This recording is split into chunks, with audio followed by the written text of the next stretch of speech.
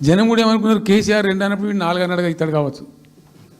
Tempt అవుతారు పాపం, సహజంగా పేదవాళ్ళు కదా, లేని వాళ్ళు కాబట్టి. ఈయన 2 ఇచ్చిండు కదా, 200 2000 చేసిండు, ఈడు తప్ప 4000 చేస్తాడేమో అనే ఆశలో మా కోటేసే ఉద్దేశం ఉన్న ప్రజలు కూడా ఈ మాయల పడి పాపం టెంప్ట్ అయిపోయి గోల్మాల్ అయిపోయి ఓట్లు వేసిండ్రు. ఇలా తలలు బాదుకుంటున్నారు, తిడుతున్నారు. బాస్ మళ్ళీ మనం జల్దీ రావాలి, మనమే వస్తున్నాం, నెక్స్ట్ మనమే అని దుంకుతున్నాడు. ఆ మోటార్ పైకి వేసేవాళ్ళు వాడు పక్కన డ్రుమ్మన్న పక్కన వచ్చి వాడు వచ్చి నెక్స్ట్ మనమే సార్ వచ్చేతను అంటారు పోతుండ్రు. హైదరాబాద్ సిటీలో అనేక ప్లేసెస్లో కనీసం ఒక 10-12 ప్లేసెస్లో అట్లా చెప్తున్నారు జనం. అది దేనికి సంకేతం? మీ మీద ప్రజలు విశ్వాసం కోల్పోతున్నారు రోజు రోజుకు, మీ చర్యల వల్ల, మీ పిచ్చి పనుల వల్ల. మీరు చేసే చర్యలు ఎట్లున్నాయి? మొత్తం రియల్ ఎస్టేట్ బ్రోకర్ దందానేనా? ఎక్కడి నుంచి వచ్చినా నేను నల్లమల్ల అడవుల నుంచి వచ్చిన, జడ్పీటీసీ గెలిచిన, ఎమ్మెల్సీ గెలిచిన, ఎమ్మెల్యే గెలిచిన, ఎంపీ గెలిచిన, తెలంగాణ రాష్ట్రానికి ముఖ్యమంత్రి అయిన అమాం బాపత్ గాని కాదు. అక్కడి నుంచి వచ్చి అమెరికాలో అంట్లు వస్తే అయ్యపేరు చెప్పి మంత్రి అయినోని కాదు. ఊర్లో దుక్కి దున్ని కష్టమంటే తెలిసి రైతులలో నుంచి వచ్చినోని రైతు బిడ్డను. నాతోని తమాషాలు చేయకు. దుబాయ్ పాస్పోర్ట్ బ్రోకర్ల దందా చేయలే, రియల్ ఎస్టేట్ బ్రోకర్ దందా చేస్తుంది ప్రభుత్వం అంటున్నాడు. రియల్ ఎస్టేటు వ్యాపారం పెంచుతుంది, రియల్ ఎస్టేట్ ఆదాయాన్ని పెంచుతుంది, రియల్ ఎస్టేట్ అభివృద్ధిని తీసుకొస్తుంది. నీ కొడుకేమో హైదరాబాద్లో రియల్ ఎస్టేట్ వాడిపోయిందంటావు, నువ్వు వచ్చేమో ఈ ముఖ్యమంత్రి రియల్ ఎస్టేట్ దందా చేస్తున్నాడు అంటాడు. ఇదేమన్నా పాస్పోర్ట్ బ్రోకర్ల దందానా? నేను ఎవరినేం దుబాయ్కి పంపుతా అని మోసం చేయలే. ఇంకా పక్కలో ఒక నలికుట్లోడు ఉంటాడు, 6 అడుగులు ఉన్నా అనుకుంటాడు, ఆ తలకాయ ఎక్కడుందో నాకు తెలియదు. కేసీఆర్ వచ్చి గర్జించిండంట, గర్జనకు నేను పోయి లోపల దాచుకున్నాంట. ఇక కేసీఆర్ గర్జనలు గర్జించినట్టు లేవురా నాయన. మన గాడిదలు ఏం చేస్తావా, ఒండ్ర పెడతాయా? ఏమంటారు గాడిదలను? గాడిదలు అరిస్తే ఏమంటారు నరసింహ? గట్లున్నది. మీ గాండ్రింపులకు, మీ బెదిరింపులకు, ఉడత ఊపులకు భయపడ్డాడు ఎవరు లేరు బిడ్డ. ఈడ దుక్కి దున్నిన చేతులు ఉన్నాయి. మీరేదో తోలు తీస్తా అంటే తీపించుకోనికే లేము. ఈ కండలు కరిగినాయి, మిగిలిందే తోలు. ఫస్ట్ నీ తోలు సంగతి చూసుకో, నీ తోలు సంగతి చూసుకో. ఊర్లో మాకు తెలుసు, ఊర్లల్లో నాటుకోళ్ళు ఉంటాయి కదా, కోని కాల్చినాక మనం మంచిగా కాల్చి తోలు తీసి పసుపు పెడతాం కదా, మంచిగా తోలు తీసి పసుపు పెడతారు బిడ్డ మా కొడంగల్లోళ్ళు. నువ్వేదో తెలివితేటలు అనుకుంటున్నావు. ఈ తమాషా మాటలు, ఈ అతి తెలివితేటలు కట్టిపెట్టుకో. ఎన్ని ఎలక్షన్లు జరిగినా సిగ్గు లేకుండా అన్నిట్లలో డిపాజిట్లు పోతున్నా, బండకేసి కొడుతున్నా, బుద్ధి రాలే. ఇప్పటికైనా మారుండ్రి. నాకేం లేదు, మీరు అట్లుంటేనే మంచిది. ప్రజలు చీత్కరిస్తారు, చీదర కొడతారు, లాస్ట్ దేనికి వనికి రాకుండా పోతారు. కాకపోతే ప్రతిపక్షమే లేదు తెలంగాణలో అని బయటకు పోతే ఇజ్జత్ పోయేటట్టు ఉన్నది. అదొక్కటే నా చింత. బట్టి హైప్ క్రియేట్ చేసి మందిని మోసం చేసి ఎన్ని రోజులు ఇస్తారు? ఆత్మవంచన, ప్రజావంచన. ఏమైనా వస్తుందిరా బాబు అంటే ఏమి రాదు. ఈ గ్యాస్ల ప్రజలను పెట్టి ఇప్పుడు ఇస్తాన 2500 దిక్కు లేదు మహిళలకు. 1 కోటి మంది మహిళలను కోటీశ్వర్లను చేస్తాం. కాంగ్రెస్ మంత్రులంతా ఒకటే పాట పాడు. ఏమి ఎట్లా చేస్తావా 1 కోటి మంది మహిళలను కోటీశ్వర్లను? నీ దగ్గర ఉంటేనా?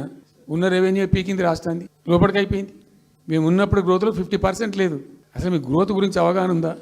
ఒక్కొక్క రూపాయి కూడబెట్టాలి, ఎట్ట తీసుకుపోవాలి? నేను ముఖ్యమంత్రి అయిన తర్వాత నన్ను ఎంతమంది టెంప్ట్ చేసినా ఐఏఎస్ ఆఫీసర్లు వాళ్ళు వీళ్ళు, ₹1 రిజిస్ట్రేషన్ ఛార్జ్ పెంచారు నేను 4 ఏళ్ళ దాకా. Not even single rupee. ఉల్టా నేను వాళ్ళని పిలిచి మీకు ఏం కావాలి, రియల్ ఎస్టేట్ బాగా మంచిగా చేసుకుపోవాలి, హై క్లాస్ రావాలి అంటే ఎట్లా?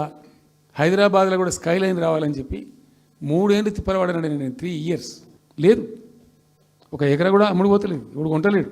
దిక్కు లేకుండా అమ్ముకుంటే ఇష్టం వచ్చిన అడ్డమైన ధరలకు అమ్ముకోవాలి.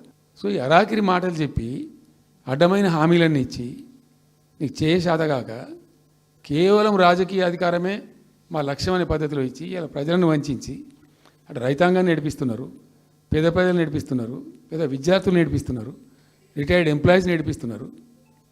పచ్చి అబద్ధాలు. కేసీఆర్ చేసిన అప్పులకు వడ్డీలు కట్టలేకపోతున్నావా? కావు ఉతికింది కదా, ఈ చెంప ఆ చెంప వాయించింది కదా. ఎంత కడుతున్నారు? తీసుకున్న అప్పులు ఏంటంటే 2,90,000 కోట్లు మొత్తం కలిపి.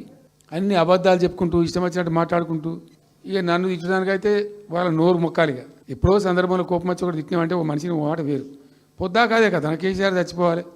మాట్లాడినప్పుడల్లా ఎక్కడైనా మాట్లాడు, ఏ సందర్భంలో మాట, నువ్వు కాలేజీలో మాట్లాడు, లేకపోతే ఇంకొకడ మాట్లాడు. గింత అక్కసు ఉంటుంది మనుషులకు. అది కరెక్ట్ అవుతుందా? మొన్న ఆయన వచ్చిండు 2 ఏళ్ళ తర్వాత.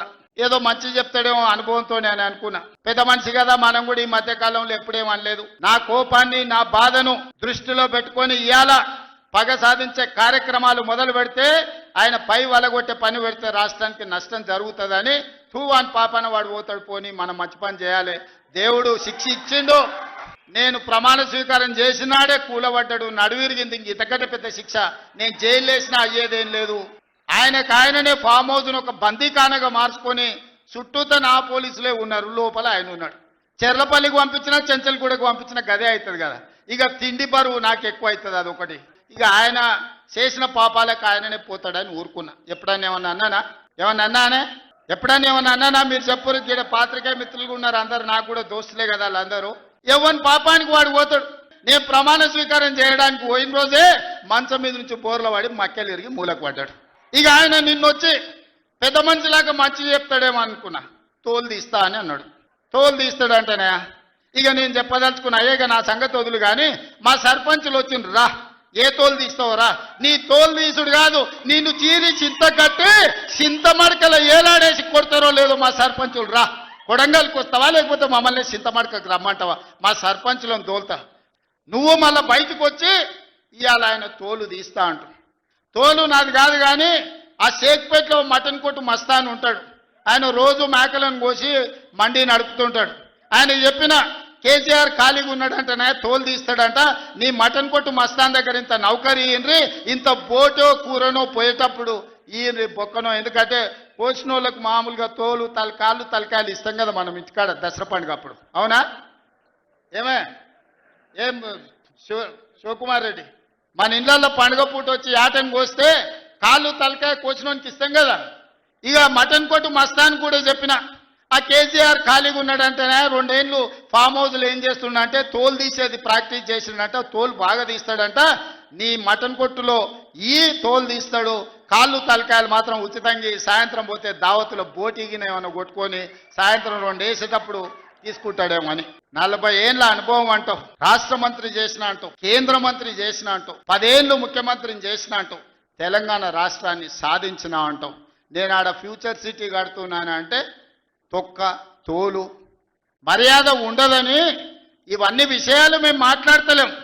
కానీ మాట్లాడ మొదలు పెడితే నువ్వు కాదు కదా, నడుముకు రాయి కట్టుకొని ఆడ ఉన్న మల్లన్న సాగర్లో దుంకి చచ్చిపోతావు. మల్లన్న సాగర్ కాకపోతే రంగనాయ సాగర్లో మెడకు తాడేసుకొని ఊరేసుకొని చచ్చిపోతావు. చంద్రశేఖర్ రావు గారు, నన్ను గెలకకు, నేను అన్నీ చూసిన. ప్రజాక్షేత్రంలో ఈ ప్రభుత్వం యొక్క నిష్క్రియాపరత్వాన్ని ఎండగడతాం. ఇప్పుడు వాయిస్ అయితే తెలంగాణకు, మరి తెలంగాణకు ఉన్న ప్రభుత్వం మాట్లాడకపోతే ఇంకెవరు మాట్లాడాలా? మాకు 2 బాధ్యతలని, ఒకటి తెలంగాణ తెచ్చిన పార్టీగా, రెండవది ప్రధాన ప్రతిపక్షంగా కూడా కంపల్సరీ మా డ్యూటీ మేము చేయాలి. వీళ్ళు ఏదో తమాషకు మేము అదొకటి అడ్డం పొడుగు మాట్లాడి కిరికిరి మాటలు మాట్లాడి ఈ కారు కూతలు కూసి ఏదో చేస్తామనుకుంటే నడవదిగా. ఈ ఏళ్ళ దాకా వేరే కథ, రేపటి నుంచి వేరే. తోలు తీస్తాం ఎక్కడికక్కడ. ప్రజలు ఖచ్చితంగా ఎక్కడికక్కడ నిలబెట్టే ప్రయత్నం చేస్తాం. అడుగున చెక్ చేస్తాం, ప్రతి విషయంలో చెక్ చేస్తాం. Sufficient time we have given. మేము తొందరపడి మేము ఎందుకు కనేరి అయ్యి మా ప్రభుత్వం పోయింది వీళ్ళు వచ్చింది అనేటువంటి ఒక పిచ్చి అయ్యి ఇట్లా మేము చేయలే, అటువంటి వాడికి పోలే. ఇప్పుడు మొత్తం మొదటికే ముప్పొచ్చే పరిస్థితి ఉంది. అటు గోదావరి మీద అరాకిరి చేసి చంద్రబాబు నాయుడు ఏపీ ప్రభుత్వం నల్లమల సాగరు, ఈ సాగరు, ఆ సాగరు, అటు గోదావరి దోపిడీ జరుగుతూ ఉంటే దాని మీద సప్పులు లేదు. కాబట్టి ఎట్టి పరిస్థితుల్లో నేనే స్వయంగా రంగంలో దిగాలనుకున్నా. దిగినం. ఈరోజు డిసిషన్ అయిపోయింది.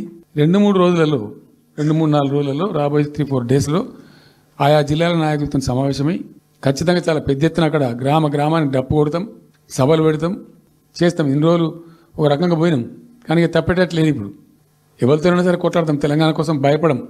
దాకానే పోతాం.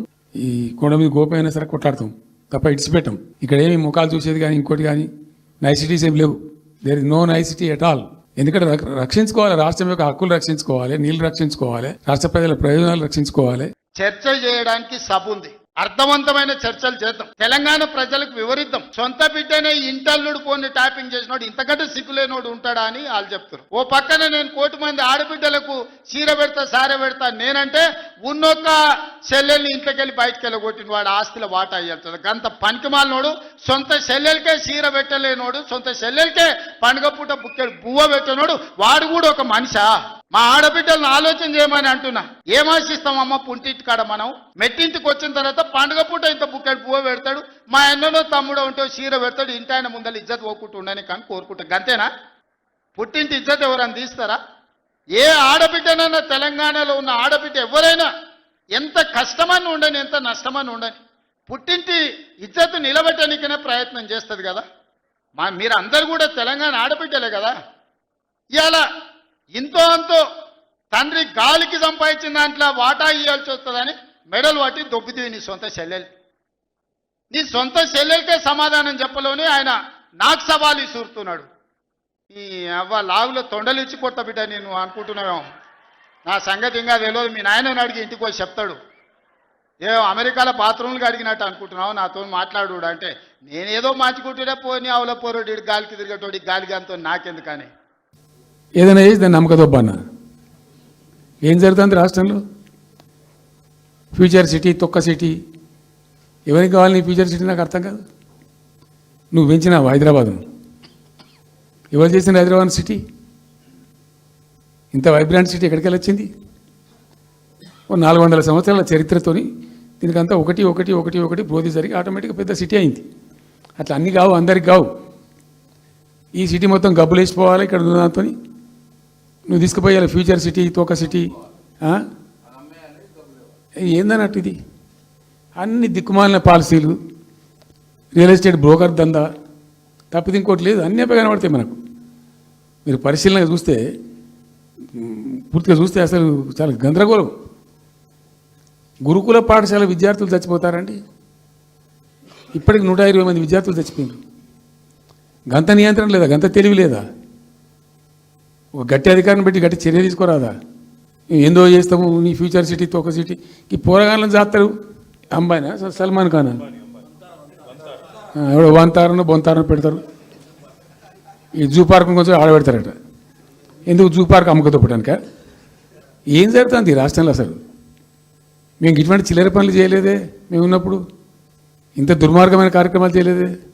ఇది ఎక్కడ దిక్కుమాలిన దందా? ఏం జరుగుతుంది అసలు? ఏం చేయదలుచుకున్నారు ఈ రాష్ట్రాన్ని? 2 ఏళ్ళు ఏమన్నా అన్నానా?